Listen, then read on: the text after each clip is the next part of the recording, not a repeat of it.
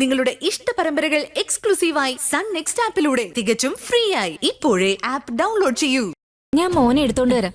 അച്ഛൻ ഇപ്പൊ തന്നെ മോനെ അണിയിച്ചു കൊടുക്കും. വേണ്ട അനിതേച്ചി, വേണ്ട. അവൻ ഉറക്കല്ലേ. നാളെ ചടങ്ങിന് പോകുമ്പോ അച്ഛൻ തന്നെ അത് അണിയിച്ചോളും. അതെ, അത് മതി. അതിങ്ങത്തെ ആവാസന്തി ഇങ്ങോട്ട് തരാൻ ഞാൻ തന്നെ സൂക്ഷിച്ചോളാം.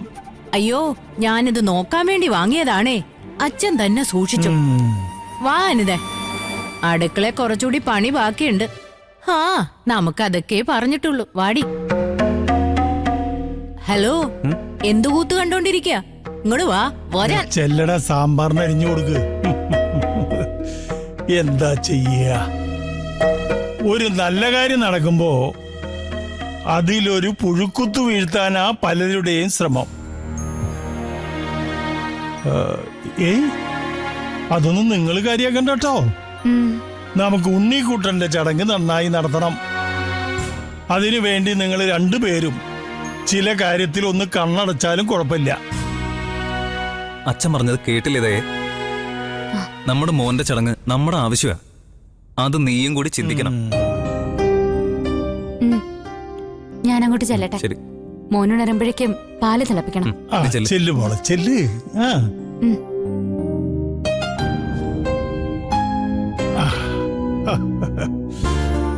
നീയെ കുറച്ച് വെള്ളം എടുത്തേ. ഇത് സൂക്ഷിച്ചു വെച്ചോ കേട്ടോ.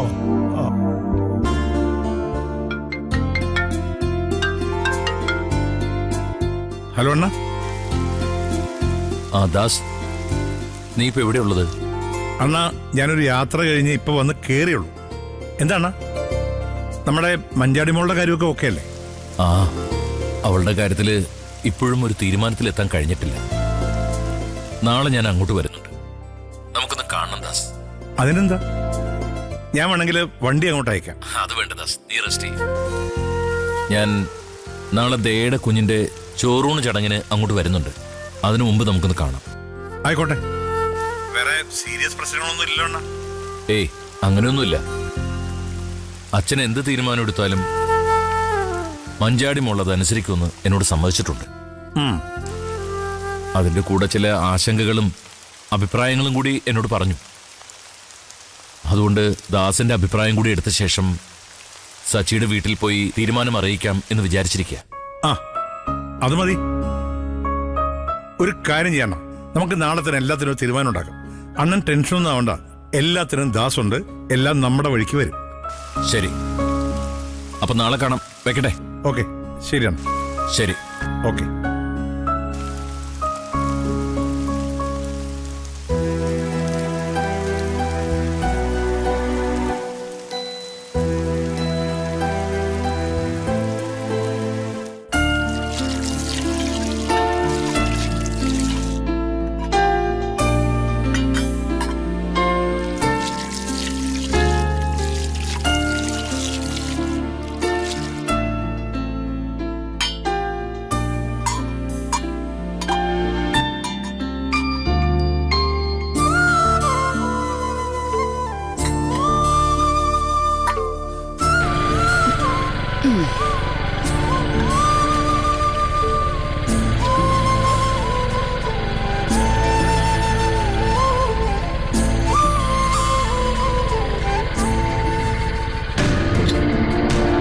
അല്ല, നീ നേരത്തെ എത്തിയോ?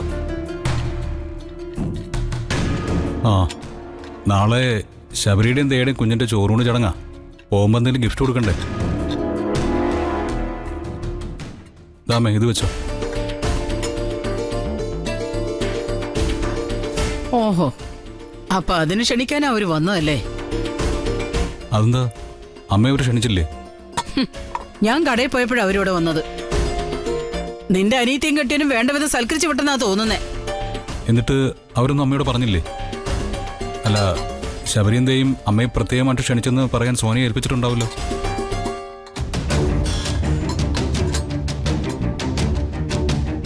എന്നെ അവര് ചിലപ്പോ ക്ഷണിക്കണമെന്നില്ല. ശബരിയുടെ വീട്ടിൽ പോയി ഞാൻ എന്ന അനന്തമാഷിന്റെ മുഖത്ത് നോക്കി 4 വർത്താനം പറഞ്ഞില്ലേ? അതവിടെ ആർക്കും അത്ര ഇഷ്ടപ്പെട്ടെന്ന് തോന്നുന്നില്ല. ഏയ്, അതൊക്കെ അമ്മയ്ക്ക് വെറുതെ തോന്നുന്നതാ. ഓ, ഞാനിപ്പോ സോനയോട് ചോദിക്കാം. എടാ വേണ്ടടാ. എന്റെ വീട്ടിൽ വന്നിട്ട് എന്നെ നേരിൽ കണ്ട് ക്ഷണിക്കാൻ പറ്റാത്തവരുടെ ചടങ്ങിന് ഞാൻ എന്തായാലും പോകുന്നില്ല. അല്ല, നിന്നെ അവര് ഫോണിൽ വിളിച്ച് പ്രത്യേകം ക്ഷണിച്ചു കാണുമല്ലോ അല്ലേ?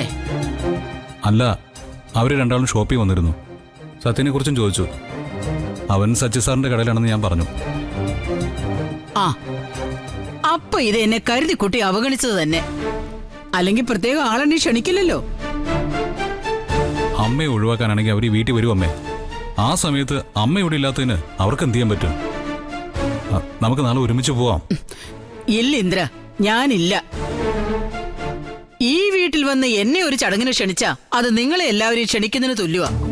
എന്നാ വേറെ ആരെയൊക്കെ ക്ഷണിച്ചാലും അത് സുശീലെ ക്ഷണിക്കുന്ന പോലെ ആവില്ല ഇന്ദ്ര. ആ, നീ ഒന്ന് പൊയ്ക്കോ. പക്ഷേ ഇത് കൊണ്ടുപോണ്ട. പവന് 1,00,000 രൂപ വിലയുള്ള കാലത്ത് കൊണ്ടവരുടെ കുഞ്ഞിന് സ്വർണ്ണപ്പതക്കം കൊടുത്ത് നീ അങ്ങനെ വലിയ ആളാവണ്ട. എന്റെ അമ്മ, അത് സ്വർണ്ണമൊന്നും അല്ല, 2 വെള്ളി വളകളാ. ഈ സമയത്ത് സ്വർണ്ണമൊക്കെ കൊടുക്കാൻ എന്റെ കയ്യിൽ ഇവിടുന്ന കാശ്. ആ, അവനവനെ കരുതി ജീവിച്ചാ കൊള്ളാം. അല്ല, നിന്റെ ഭാര്യ ഇപ്പൊ നിന്റെ കൂടെ ഉണ്ടായിരുന്നെങ്കിൽ നിന്നെ കൊണ്ട് സ്വർണ്ണവള തന്നെ വാങ്ങിപ്പിച്ചേനെ. അത് നമ്മുടെ കയ്യിൽ തന്നെ ഇരിക്കട്ടെ. ഞാൻ പോവുകയാണെങ്കിൽ നാളെ തന്നാ മതി. ആ, നോക്കാം.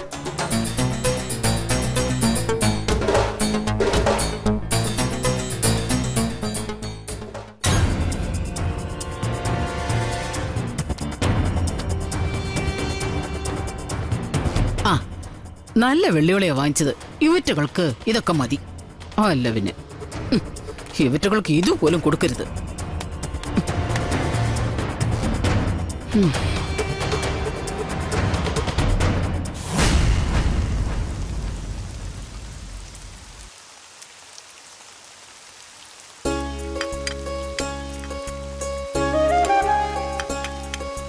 നീ അച്ഛനോട് പറയുന്നതൊക്കെ ഞങ്ങൾ കേട്ടു മഞ്ചാടി. ഞങ്ങളൊക്കെ നിന്റെ കൂടെ ഉള്ളപ്പോ നിനക്ക് ആവശ്യമില്ലാത്ത ഭയത്തിന്റെ കാര്യമൊന്നുമില്ല. നീ ചിന്തിക്കുന്നത് പോലെയൊന്നും അല്ല ലോകത്ത് നടക്കുന്നതെന്ന് നിനക്ക് ഇനിയും മനസ്സിലായില്ലേ മോളെ? മഞ്ചാടി അവളുടെ അഭിപ്രായമല്ലേ ചേച്ചി പറഞ്ഞത്. പണ്ട് നമ്മളൊക്കെ മനസ്സിലുള്ളത് തുറന്നു പറയാതെ എല്ലാത്തിനും യെസ് മൂളിയതുപോലെ മഞ്ചാടിയും ചെയ്യണമെന്ന് എനിക്ക് അഭിപ്രായമില്ല. അപ്പോ നമ്മുടെ അച്ഛൻ നമ്മുടെ കാര്യങ്ങളൊക്കെ സ്വന്തം ഇഷ്ടത്തിന് ചെയ്തു എന്നാണോ നീ പറഞ്ഞു വരുന്നത്? അച്ഛനെ കുറിച്ച് ഞാൻ അതിനൊന്നും പറഞ്ഞില്ലല്ലോ. നമ്മുടെ ഒന്നും ഇഷ്ടങ്ങളും അഭിപ്രായങ്ങളും അച്ഛനോട് നമ്മൾ തുറന്നു പറഞ്ഞില്ലെന്നാ ഞാൻ പറഞ്ഞത്.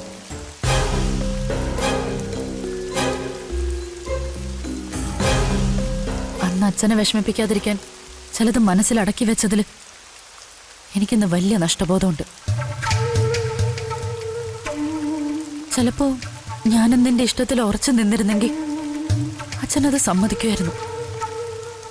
ഒരു വാക്ക് പറയാതെ പോയതിന്റെ പേരിൽ ആർക്കും ഇനി ഒന്നും നഷ്ടപ്പെടരുത്. കഴിഞ്ഞതൊക്കെ പോട്ടെ ചേരും. അതൊന്നും ഇനി പറഞ്ഞിട്ട് കാര്യമില്ലല്ലോ. മഞ്ചാടി മോള് അവളുടെ അഭിപ്രായം അച്ഛനോട് തുറന്നു പറഞ്ഞതിൽ തെറ്റൊന്നും ഇല്ലേ ചേച്ചി? അതുകൂടി കണക്കിലെടുത്ത് അച്ഛനൊരു തീരുമാനം എടുക്കട്ടെ. അച്ഛൻ എന്ത് തീരുമാനം എടുത്താലും അതനുസരിച്ച് മുന്നോട്ട് പോയിക്കൊള്ളാന്ന് കൂടി മഞ്ചാടി പറഞ്ഞല്ലോ. ഇതൊക്കെ അച്ഛനെ വല്ലാതെ ധർമ്മസങ്കടത്തിലാക്കുവെന്നും അതിനുശേഷം ഇതുവരെ അച്ഛനൊരു തീരുമാനം എടുക്കാൻ പറ്റിയോ? ഇനിയും താമസിച്ച സച്ചി സാർ എന്ത് വിചാരിക്കും?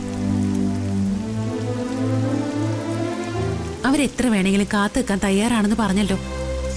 ഇത്തരം കാര്യങ്ങളൊക്കെ നന്നായി ആലോചിച്ച് തീരുമാനം എടുക്കുന്നത് തന്നെയാ ചേച്ചി നല്ലത്.